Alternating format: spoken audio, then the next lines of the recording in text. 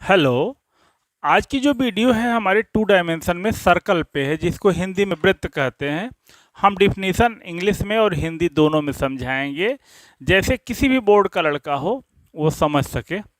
तो हमने बोर्ड पे डिफिनीशन लिखा है सर्कल की।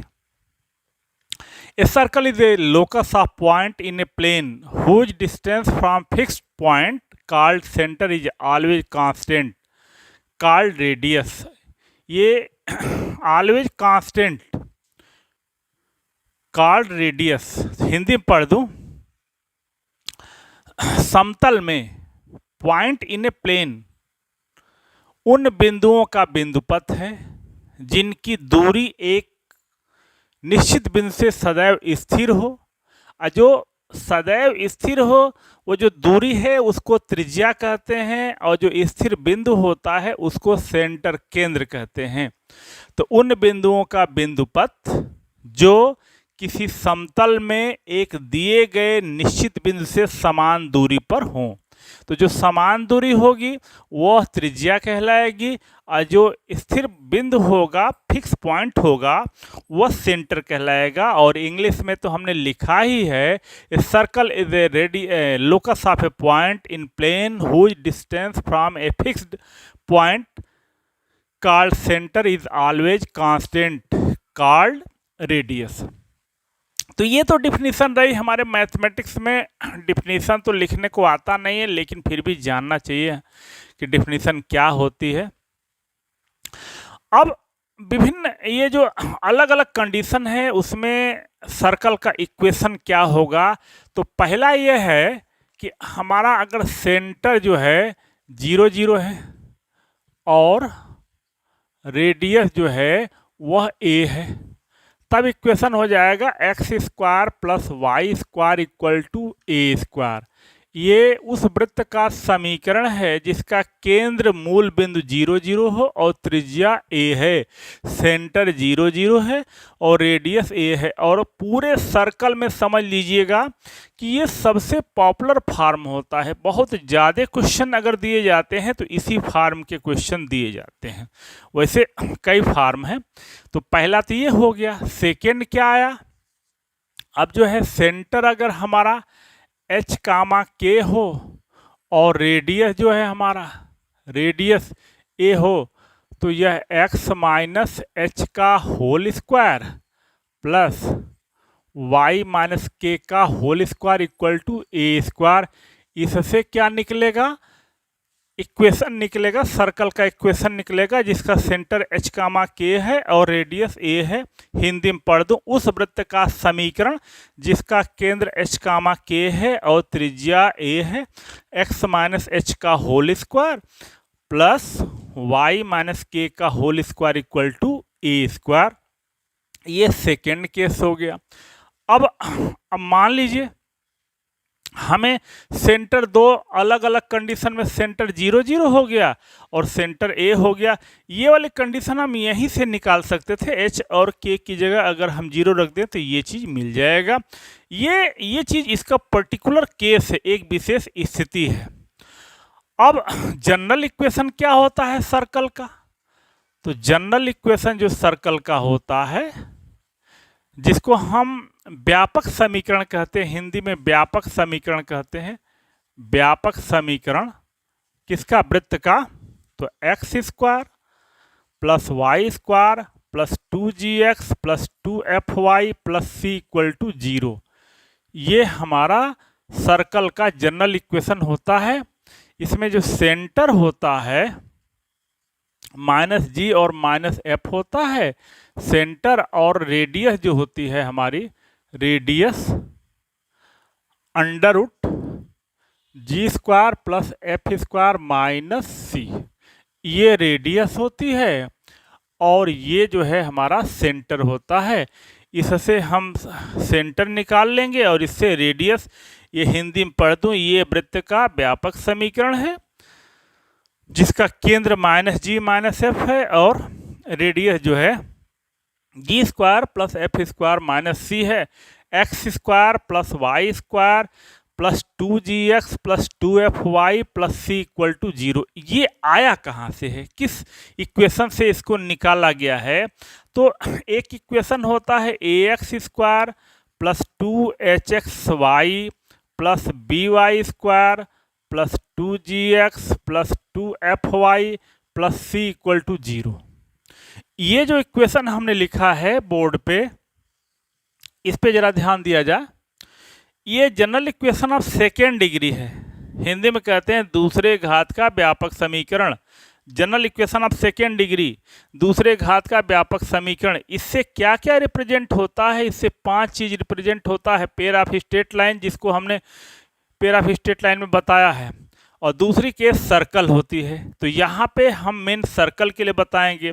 तो सर्कल के लिए होता है a equal to b equal to 1, means x square का कोफिशियंट वाई स्क्वायर का कोफिशियंट दोनों 1 होना चाहिए, और क्या नहीं होना चाहिए? h इक्वल टू 0, ये वाला टर्म नहीं होना चाहिए। तो जब a की जगह पे 1 रख देंगे, b की जगह पे 1 रख देंगे, और ये टर्म हमारा खत्म हो जाएगा, तो देखिए यही मिल जाएगा x square plus y square plus 2gx plus 2fy plus c equal to 0, जिसका सेंटर ये है, केंद्र ये है, और त्रिज्या ये है। तो ये कंडीशन होता है। ये कौन सी कंडीशन होती है? ये कंडीशन होती है जब कोई भी सेकेंड ऑर्डर का जनरल इक्वेशन होता है, वो सर्कल अगर रिप्रेजेंट करे तो उसके लिए कंडीशन होता है एक्स स्क्वायर का वाई स्क्वायर का कोफिशियंट 1 होना चाहिए, और h का टर्म 0 नहीं, h का टर्म 0 होना चाहिए। अब इस इक्वेशन में हमारे पास कितने टर्म हो गए? 1 2 3 4 5, कुल कितने टर्म हुए? 5 टर्म हुए, जिनमें कितने टर्म रह सकते हैं? ये 5 टर्म रह सकते हैं, 4 टर्म रह सकते हैं, 3 टर्म रह सकते हैं। तो जब मिनिमम 3 टर्म रहेंगे तो x square plus y square का तो रहना जरूरी है, ये दोनों टर्म रहेंगे। इन तीनों में से 2gx 2fy प्लस c, इन तीनों में से कोई तीनों रह सकते हैं, 2 रह सकता है, या 1 रह सकता है। तो ये एक कंडीशन हो गई। तो अब तो यहाँ से हम सेंटर निकाल लेंगे और रेडियस निकाल लेंगे, और मान लीजिए हमें डायमीटर के वो दिए गए हैं, कोऑर्डिनेट डायमीटर के एस्टिमेट, ये एंड पॉइंट ये a है, ये b है, और इसका कोऑर्डिनेट x1 y1 है, और इसका कोऑर्डिनेट x2 y2 है। तब इक्वेशन हो जाएगा x minus x1 into x minus x2 plus y minus y1 into y minus y2 equal to 0। ये काहे चीज के हुआ? इक्वेशन ऑफ सर्किल, उस वृत्त का समीकरण जिसके डायमीटर के ये कोऑर्डिनेट मालूम है, a का कोऑर्डिनेट मालूम है और b का कोऑर्डिनेट मालूम है। तो हमें सर्कल का इक्वेशन निकालना होगा। तो 1 2 ये तीसरी कंडीशन होगी, ये चौथी कंडीशन होगी। इनमें किसी न किसी से हम सर्कल का इक्वेशन निकाल लेंगे। अब इसमें आगे बहुत अच्छी अच्छी चीज़ें हैं। तो अब आगे देखिए क्या है इसमें, आप इसको पहले क्लियर करें। तो कुछ क्वेश्चंस जो अभी आर्टिकल हमने बोर्ड पे लिखे थे उस पर क्वेश्चंस कर लिए जाए। पहला क्वेश्चन है find the equation of circle whose centre is 1, -2 and radius is 4। जो सेंटर है गिवन है हमारा 1, -2 और रेडियस जो है हमारी रेडियस इक्वल टू 4 है। ये हमें सेंटर, ये सेंटर दे दिया गया है और ये रेडियस दे दी गई है। हमें इक्वेशन फाइंड करना है।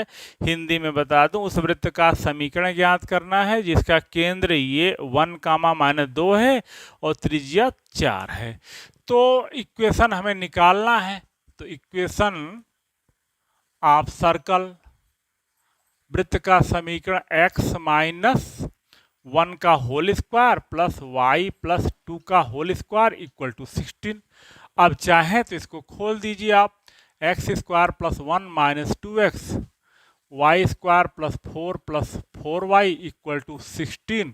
तो ये हो जाएगा x square plus y square minus 2x plus 4y, 4 1 5, ये -11 इक्वल टू 0। ये इक्वेशन निकल के आ गया, उस सर्कल का, उस वृत्त का समीकरण निकल के आया जिसका केंद्र 1, -2 है और त्रिज्या 4 है।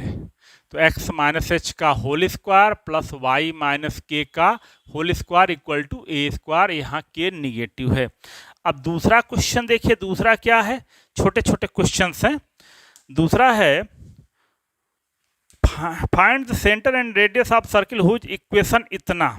ये पहला क्वेश्चन है। सेकेंड क्वेश्चन है, हम लिख लें x square plus y square minus 4x plus 6y plus 12 equal to 0। ये इक्वेशन दिया गया है, सर्कल का गिवन इक्वेशन है। हमें क्या क्या निकालना है, हमें निकालना है इसमें find the centre and radius of the circle. इस वृत्त का हमें केंद्र निकालना है और त्रिज्या निकालना है। हमें सेंटर को निकालना है और रेडियस निकालना है। तो देखिए, जो x का कोफिशिएंट है उसका हाफ g होगा। तो ये x का कोफिशिएंट -4 है तो इसका हाफ -2 हो गया। f जो है हमारा y के कोफिशिएंट का हाफ हो जाएगा, ये 3 हो जाएगा, और c इक्वल टू 12 हो जाएगा। तो सेंटर हो जाएगा, क्या सेंटर हो जाएगा, -g और -f। तो ये हो जाएगा हमारा 2, -3, और रेडियस r इक्वल टू हो जाएगी g square plus f square minus c। तो ये बता दिया जा, g का स्क्वायर किया जाए 4 हो जाएगा, f का स्क्वायर किया जाए 9 हो जाएगा, c हो जाएगा। तो ये हमारा √13 - 12 इक्वल टू 1। तो ये r इक्वल टू 1 यूनिट हो गई, रेडियस निकल के आ गया, और यहाँ पे ये सेंटर निकल के आ गया। तो इस तरह का अगर इक्वेशन दिया रहेगा जिसमें हमसे सेंटर पूछा जाएगा और रेडियस पूछी जाएगी, तो पहले हम g लिख लेंगे, f लिख लेंगे, c लिख लेंगे। g x के कोफिशिएंट का हाफ हो जाएगा, f y के कोफिशिएंट का हाफ हो जाएगा, और c कांस्टेंट।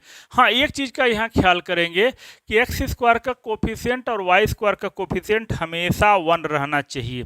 अब आगे का क्वेश्चन देखिए क्या है, find the equation of the circle which pass through the point of intersection of 3x minus 2y minus 1 equal to 0, 4x plus y minus 27 equal to 0, and centre जो है हमारा, centre जो है 2, -3 है। ये बहुत आसान क्वेश्चन, थोड़ा सा हम समझा दें, पढ़ दे रहा हूँ, फाइंड, इंग्लिश में पढ़ दे रहा हूँ, हिंदी में ट्रांसलेट कर दे रहा हूँ।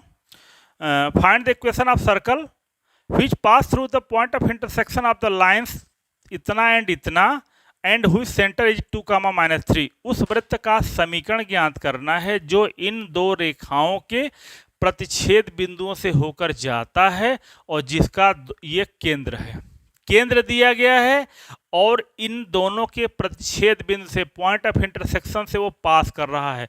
इसका मतलब कि इनका पॉइंट ऑफ इंटरसेक्शन जो होगा वो परिधि पर होगा, सरकमफेरेंस पे होगा।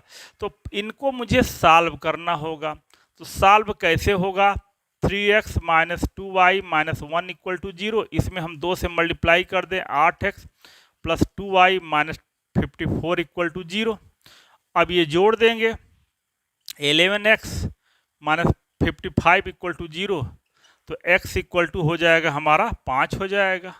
तो जब x इक्वल टू 5 हो जाएगा तो x की वैल्यू कहीं भी रख देंगे हम, तो ये हो जाएगा हमारा from 1 15 minus 2y minus 1 equal to 0। तो 2y इक्वल टू हो जाएगा हमारा 14, तो y इक्वल टू हो जाएगा हमारा 7। तो पॉइंट कहाँ, सरकमफेरेंस पे कौन सा पॉइंट हो जाएगा, 5, 7। ये कहाँ पे है, सरकमफेरेंस पे है, और ये क्या चीज़ है, सेंटर है। तो आप फिगर देख लें, ये सेंटर है 2, -3, और सरकमफेरेंस पे कौन सा पॉइंट है, 5, 7। तो ये जो डिस्टेंस होगी वो रेडियस हो जाएगी। तो रेडियस r निकल जाएगा आपका 5 - 2 का होल स्क्वायर प्लस 7 + 3 का होल स्क्वायर। तो ये हो जाएगा हमारा 3 का वर्ग 9 हो जाएगा, 100 हो जाएगा। तो ये हो जाएगा हमारा 109 रूट। तो इक्वेशन क्या निकल के आ जाएगा, इक्वेशन यहाँ पे सेंटर दिया गया है, x - 2 का होल स्क्वायर प्लस y + 3 का होल स्क्वायर इक्वल टू 109। ये सर्कल निकल के आ गया। सर्कल का इक्वेशन देखिए, वो सर्कल इन दो जो लाइंस हैं इनके पॉइंट ऑफ इंटरसेक्शन से पास कर रही थी और सेंटर ये था। तो इनको सॉल्व कर देने से हमें पॉइंट ऑफ इंटरसेक्शन जो मिला है वो सरकमफेरेंस पे कोई पॉइंट होगा, वहाँ से सेंटर की जो डिस्टेंस होगी वही रेडियस होगी। हमने रेडियस निकाल लिया और सेंटर दिया ही गया है तो इक्वेशन निकाल लिया। अब आगे का कुछ क्वेश्चन देखा जाए। अब देखिए, अगर कोई सर्कल एक्स एक्सिस को टच करती है तो उसके लिए क्या कंडीशन होगा, वाई एक्सिस को टच करेगी तो उसके लिए क्या कंडीशन होगा, और दोनों एक्सिस को टच करेगी तो उसके लिए क्या कंडीशन होगा, ओरिजिन से पास करेगी तो उसके लिए क्या कंडीशन होगा। एक एक को फिगर से आप देखिए।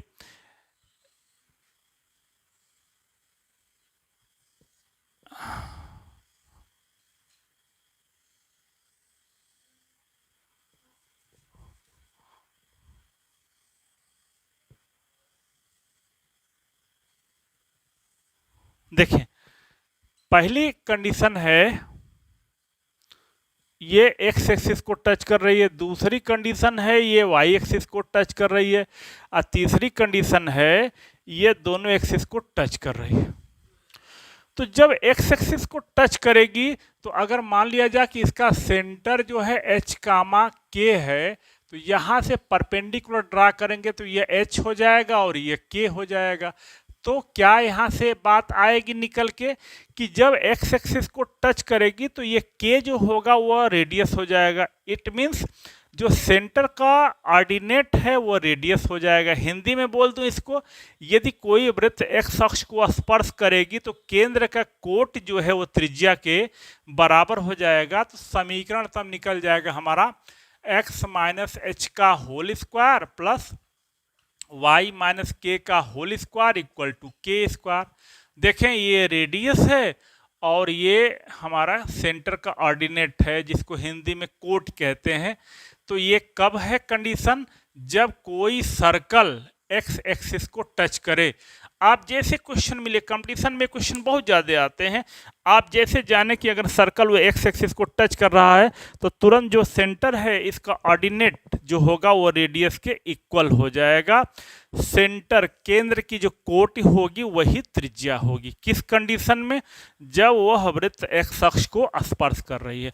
अब दूसरी कंडीशन आई है, मान लीजिए ये हमारा ये एच कामा के इसका वो है ओ डैश सेंटर है, तो यहाँ से इस पे ये परपेंडिकुलर ड्रा कर रहे हैं, यहाँ से इस पे परपेंडिकुलर ड्रा करेंगे तो ये डिस्टेंस हमारी h हो जाएगी और ये k हो जाएगी तो ये भी h हो जाएगा। तो रेडियस किसने के इक्वल हो जाएगा, h के इक्वल हो जाएगा। तब हमारा इक्वेशन हो जाएगा x माइनस एच का whole square plus y minus k का whole square equal to h square. ये कंडीशन कब निकल के आया, जब सर्कल वाई एक्सिस को टच कर रही है। तो जब वाई एक्सिस को टच करेगा तो सेंटर का जो ये होगा एब्सिसा होगा वह रेडियस के इक्वल होगा। हिंदी में बोल दूं, केंद्र के जो भुज होगा वह त्रिज्या के बराबर होगा। किसको, जब वो वाई एक्सिस को टच कर रही है। तो देखिए यहाँ इंटरचेंज कर हो जा रहा है, जब एक्स एक्सिस को टच करेगा तो वाई कोऑर्डिनेट जो है वो रेडियस हो जाएगा, और जब वाई एक्सिस को टच करेगा तो एक्स कोऑर्डिनेट जो होगा वो रेडियस हो जाएगा। तब इक्वेशन हो जाएगा एक्स माइनस एच का whole square plus y minus k का whole square equal to h square. ये तब जब सर्कल एक्स एक्सिस को टच करेगा। किसको टच करेगा, टचेज एक्स एक्सिस। ये किसको है, ये वाई एक्सिस को जब टच करे तो उसके लिए ये कंडीशन है और एक्स एक्सिस के लिए ये कंडीशन है।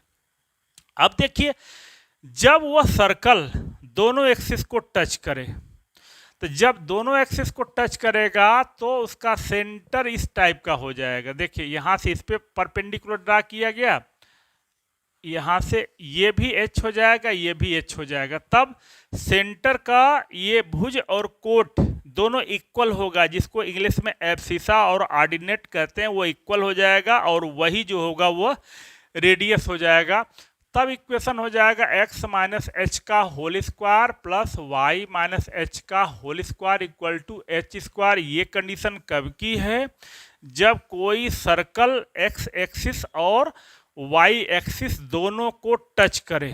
देखिए, जब दोनों एक्सिस को टच करेगी कोई सर्कल तो ये सेंटर का एब्सिसा और ऑर्डिनेट दोनों सेम होगा, दोनों इक्वल होगा, और वही किसके इक्वल हो जाएगा? रेडियस के इक्वल हो जाएगा। अब इसे जान लीजिए कि अगर दोनों एक्सिस को टच कर रहा है तो सेंटर का एब्सिसा, ऑर्डिनेट, केंद्र का भुज और कोट दोनों बराबर होगा और वही त्रिज्या होगी। केंद्र का भुज और कोट केवल बराबर है और त्रिज्या उसके बराबर नहीं है तो वह दोनों एक्सिस को टच नहीं करेगी। टच करने के लिए कंडीशन है कि ये इक्वल हो और यही किसके इक्वल हो जाए? रेडियस के इक्वल हो जाए। तो ये तीन कंडीशन बहुत इंपॉर्टेंट होती हैं। एक कंडीशन और है, उसको थोड़ा सा हम बता दें। अब देखें, ये जी है एक्स एक्सिस है, ये वाई एक्सिस है। अब हमारा जो है एच कामा के है। ये अगर कोई सर्कल ओरिजिन से पास कर रहा है, ओरिजिन से पास कर रहा है, तब जब ओरिजिन से पास करेगा और मान लीजिए उसका सेंटर एच कामा के है, तो यहाँ से हम इस पे परपेंडिकुलर ड्रा कर रहे हैं, यहाँ से इस पे परपेंडिकुलर ड्रा कर रहे हैं। यह एच, यह ओ है, यह ए है, यह बी है और यह ओ डैश है। देखिए, ये डिस्टेंस h हो जाएगी, ये डिस्टेंस k हो जाएगी। तो जब यह h हो जाएगा तो यह टोटल डिस्टेंस 2h हो जाएगा। तो जो x अक्ष पे अंतःखंड है वो 2h हो गया। इसको इंग्लिश में इंटरसेप्ट बोलेंगे। OA जो हो जाएगा वो हमारा 2h हो जाएगा। और अगर यह k है तो यह टोटल 2k हो जाएगा। OB बराबर 2k हो जाएगा। तब क्या हो जाएगा? इसकी रेडियस क्या हो जाएगी? जरा ध्यान दीजिएगा। यह h हो जाएगा, यह k हो जाएगा, तो रेडियस, ये रेडियस हो जाएगी। यह root h square plus k square होगा। तब इक्वेशन हो जाएगा x माइनस h का whole square plus y minus k का होल स्क्वायर और यहाँ h square plus k square का होल स्क्वायर। तो यह x square plus h square minus 2xh plus y square plus k square minus 2yk equal to h square plus k square. H square k square से h square k square cancel हो जाएगा, तो x square plus y square minus 2xh minus 2yk equal to 0। यहाँ एक condition निकल के आई, अगर कोई रेडियस ओरिजिन से पास करेगी तो ये कांस्टेंट टर्म 0 हो जाएगा। किसी सर्कल में कांस्टेंट टर्म अगर 0 हो जाएगा तो समझ लीजिएगा कि वह जो है ये ओरिजिन से पास कर रही है। तो यहाँ पे ये चार कंडीशन देखिए, ये एक्स एक्सिस को टच कर रही है, ये वाई एक्सिस को टच कर रही है, ये दोनों एक्सिस को टच कर रही है, ये दोनों एक्सिस से इंटरसेप्ट अंतःखंड काट रही है और कहाँ से जा रही है? ओरिजिन से जा रही है। तो हम अंतःखंड इंटरसेप्ट के लिए अभी अलग से बता रहे हैं। पहले हमारा यहाँ पे ये हाईलाइट है कि ओरिजिन से पास करेगी तो क्या कंडीशन होगा। ओरिजिन से पास करेगी तो यहाँ पे कांस्टेंट टर्म देखिए, एक्स स्क्वायर का टर्म होगा, वाई स्क्वायर का टर्म होगा, एक्स का टर्म होगा, वाई का टर्म होगा, कांस्टेंट टर्म 0 हो जाएगा। देखते, जैसे हमने लिख दिया x square plus y square minus 4x minus 5y equal to 0, आप तुरंत देखते बता देंगे कि ये सर्कल जो है ओरिजिन से पास कर रही है। यह वृत्त जो है मूल बिंदु से जा रही है। क्यों मूल बिंदु से जा रही है? क्योंकि इसमें कांस्टेंट टर्म जो है वो 0 है। और देखिए, x का कोफिशिएंट और y का कोफिशिएंट ये अलग अलग है। तो जब अलग अलग है तो ये और ये दोनों अलग अलग होगा। और अगर यहाँ ये इक्वल है तो दोनों इंटरसेप्ट, जिसको हिंदी में अंतःखंड कहेंगे, वो इक्वल हो जाएगा। तो ये चार कंडीशन को बार बार देख लीजिएगा, एक्स एक्सिस पे, वाई एक्सिस पे, दोनों एक्सिस पे, और दोनों से इंटरसेप्ट से ज़्यादा हाईलाइट है कि वो कहाँ से पास कर रही है? ओरिजिन से पास कर रही है। तो अब आगे हम इंटरसेप्ट के बारे में बता रहे हैं। अब देखिए, ये आर्टिकल है intercept made by circle x square plus y square plus 2gx plus 2fy plus c on coordinate axis, coordinate axis Hindi में कह दूं, ये जो है एक्स अक्ष और वाई अक्ष पे इस वृत्त द्वारा काटे हुए अंतःखंड, ये जो वृत्त का समीकरण है, ये एक्स अक्ष पे कितना अंतःखंड काटेगा, वाई अक्ष पे कितना अंतःखंड काटेगा। इंटरसेप्ट मेड बाय सर्कल, इस वृत्त द्वारा अक्षों पर बने अंतःखंड। तो पहला हम एक्स एक्सिस का निकालते हैं। एक्स एक्सिस पे अगर इंटरसेप्ट निकालना होगा तो कैसे निकलेगा, तो ये y इक्वल टू 0 हम सब्स्टिट्यूट कर देंगे, इसमें y इक्वल टू 0 सब्स्टिट्यूट कर देंगे, तो जो इंटरसेप्ट की लेंथ हो जाएगी वो 2√g² माइनस सी हो जाएगी। ये इंटरसेप्ट ऑन एक्स एक्सिस होगा। एक्स अक्ष पे कटे हुए अंतःखंड की लंबाई 2 × √g² माइनस सी। और अगर y एक्सिस की बात की जाएगी तो y एक्सिस पे इंटरसेप्ट की लेंथ जो हो जाएगी वो f² माइनस सी हो जाएगी। 2 × ये x अक्ष पे कटा हुआ अंतःखंड है और ये y अक्ष पे कटा हुआ अंतःखंड है। इंटरसेप्ट ऑन y एक्सिस और इंटरसेप्ट ऑन x एक्सिस। अब इसका ये देख लिया जाए, जैसे ये है, यह हमारा O है, यह A है, यह B है। तो कई कंडीशन हो सकती है, एक ये भी कंडीशन हो सकती है, इस पे इससे और इससे, देखिए ये चीज भी हो सकती है कि टच करे, और ये भी स्थिति हो सकती है। कब ये कंडीशन होगी, कब ये कंडीशन होगी, कब ये कंडीशन होगी, तीनों को क्लियर कर दे रहा हूं। अभी देख लीजिएगा, ध्यान से देखिएगा, ये सब कंपटीशन के लिए बहुत ज़्यादा इंपॉर्टेंट रोल रखता है। g² minus c is greater than 0, मतलब g² is greater then c. अगर g² इज ग्रेटर देन सी होगा तो ये कंडीशन होगी, मतलब ये इंटरसेप्ट निकलेगा। और इंटरसेप्ट अंतःखंड की लंबाई तो यहाँ से बता ही दिया, ये इसके लिए ये कंडीशन होगी। और इसके लिए क्या कंडीशन होगी, g² minus c equal to 0 imply that g² equal to c. अगर g² इक्वल टू सी होगा तो वह सर्कल एक्स एक्सिस को टच करेगी, सेकेंड कंडीशन हो गया। और g² minus c less than 0 imply that g² is less than c, अगर ये थर्ड कंडीशन होगा तो ये जो सर्कल होगी, जो वृत्त होगा, एक्स एक्सिस के या तो ऊपर होगा या तो नीचे, नीचे भी हो सकता है। वो एक्स एक्सिस को न तो टच करेगा न तो काटेगा, ऊपर भी हो सकती है और नीचे भी हो सकती है, अकॉर्डिंग टू इक्वेशन, उसके समीकरण के ऊपर डिपेंड करेगा कि ऊपर होगा कि नीचे होगा। तो तीन कंडीशन को देख लीजिएगा। एक्स अक्ष पे कटे हुए अंतःखंड की लंबाई 2 × √g² माइनस सी होगी। ये तो length of intercept on x axis है। ये पूछा जाता है एक्स अक्ष से कटे हुए अंतःखंड की लंबाई ज्ञात करिए, बहुत छोटा सा फार्मूला है, इस फार्मूले में आप वैल्यू सब्स्टिट्यूट कर देंगे। इसी तरह वाई अक्ष से कटे हुए अंतःखंड की लंबाई क्या होगी, 2 × √f² माइनस सी। तो एक्स एक्सिस पे ये तीन कंडीशन हमने बता दिया आपको। अब वाई एक्सिस के तीनों कंडीशन को देख लीजिए क्या होगा। अब जैसे ये हमारे सर्कल है, ये चीज एक कंडीशन हो गई, दूसरी ये चीज हो गई, और तीसरी ये जान लीजिएगा, ये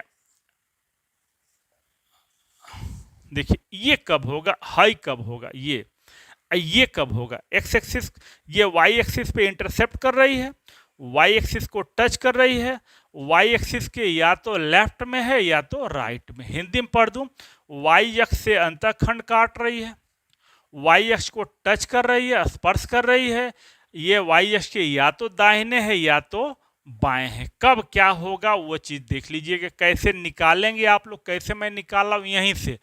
अगर ये पॉजिटिव होगा, धनात्मक होगा f² माइनस सी, तो ये कंडीशन होगी। f² माइनस सी 0 होगा तो ये कंडीशन होगी। f² माइनस सी निगेटिव होगा तो ये कंडीशन हो जाएगी। यहीं से देख लीजिएगा, बहुत लंबा जाने की। ये अगर धनात्मक होगा, इसकी वैल्यू कोई भी पॉजिटिव नंबर आएगी तो ये वाली कंडीशन होगी, मतलब वाई अक्ष से अंतःखंड करेगा। और अगर f² माइनस सी 0 हो जाएगा तो ये वाई अक्ष को टच करेगा, और अगर ये निगेटिव हो जाएगा तो वाई एक्सिस के या तो लेफ्ट में होगा या तो राइट में होगी सर्किल। तो ये भी आर्टिकल जो है बहुत इंपॉर्टेंट आर्टिकल है, अंतःखंड की वो लेंथ निकालना है। तो ये इंटरसेप्ट के बाद में अब जान लीजिए, मान लीजिए ये हमारा x square plus y square minus 2x minus 5y plus 7 equal to 0, ये सर्कल का इक्वेशन हम कह दें कि यह पॉइंट 1 2, यह पॉइंट कहाँ पे है, सर्कल के ऊपर है कि सर्कल के अंदर है कि सर्कल के बाहर है।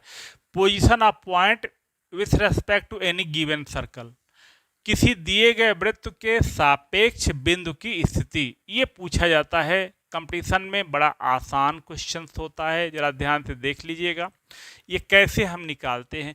ये जो पॉइंट गिवन पॉइंट है, यहाँ से x की वैल्यू और y की वैल्यू यहाँ पे सब्स्टिट्यूट करते हैं। x की जगह पे 1 रख देंगे, y की जगह पे 2 रख देंगे, जो गिवन पॉइंट होगा रख देंगे। अब ये वैल्यू, अगर ये वैल्यू 0 आ जाएगी तब तो वह पॉइंट सर्कल के सरकमफेरेंस पे होगा, वह बिंदु वृत्त के परिधि पर कहीं पे होगा। 0 आने पर पॉजिटिव आ जाएगा, धनात्मक आ जाएगा तो बाहर हो जाएगा, और निगेटिव आ जाएगा तो अंदर हो जाएगा। फिर से सुन लीजिए कि ये जो बिंदु दिया गया है, ये बिंदु से x और y की वैल्यू वृत्त में रखेंगे। अगर 0 आ गया तो वृत्त की परिधि पर होगा, धनात्मक आ जाएगा तो वृत्त के परिधि के बाहर होगा, सरकमफेरेंस के बाहर होगा, और अगर निगेटिव ऋणात्मक आ जाएगा तो वृत्त के अंदर होगा। तो ये बड़ा आसान सा क्वेश्चन है, आप यहाँ सब्स्टिट्यूट करके रख करके मान देख लेंगे कि 0 आ रहा है कि धनात्मक आ रहा है कि ऋणात्मक, 0 आ रहा है कि पॉजिटिव आ रहा है कि निगेटिव आ रहा है। तो ये भी आर्टिकल है, बहुत छोटी छोटी आर्टिकल्स हैं। दूसरी है कंसेंट्रिक सर्किल। कंसेंट्रिक सर्किल जो है, जिसको हम कहते हैं दो सर्कल जिनका सेंटर एक ही हो, हिंदी में इनको सकेंद्र वृत्त कहते हैं। सकेंद्रीय वृत्त, जिनका सेंटर एक ही हो उनको हम कंसेंट्रिक सर्किल या सकेंद्रीय वृत्त कहते हैं। तो देखते कैसे बता दोगे, देखिए इसमें मेन चीज ये क्वेश्चन आता है, बोर्ड में तो बहुत सिलेबस कम है, कंपटीशन में कैसे आता है देखते कैसे बता देंगे कि दोनों सर्कल जो है कंसेंट्रिक है। X square plus y square plus 2gx plus 2fy plus c1 equal to 0, और x square plus y square plus 2gx plus 2fy plus c2 equal to 0। ये जो कांस्टेंट टर्म है केवल वही डिफर करेगा, बाकी ये 4 टर्म है बिल्कुल सेम होंगे, आइडेंटिकल होंगे।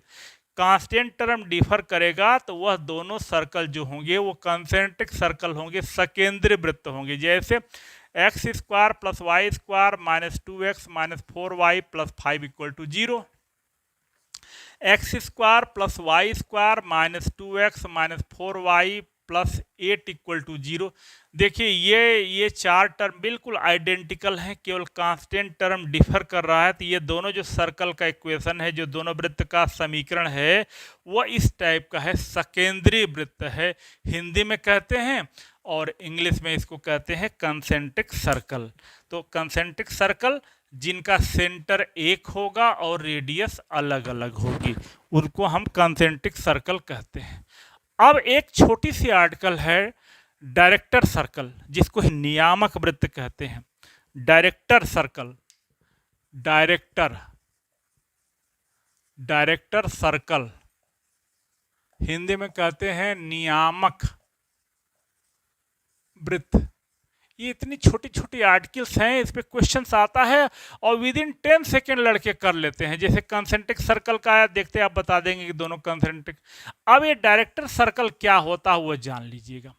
अब इस पे अगर टेंजेंट लाइन ड्रा करें और इनके बीच का एंगल 90 डिग्री होगा, अगर किसी सर्कल पे हम दो टेंजेंट ड्रा करते हैं और उनके बीच का एंगल 90 डिग्री है, माने परपेंडिकुलर पॉइंट ऑफ ये जो पॉइंट ऑफ इंटरसेक्शन पे दोनों जो टेंजेंट हैं वो आपस में परपेंडिकुलर हों, तो इस तरह के कई ठो टेंजेंट हम खींचेंगे जो आपस में परपेंडिकुलर हैं, इनको मिला करके एक सर्कल बनाया जाता है।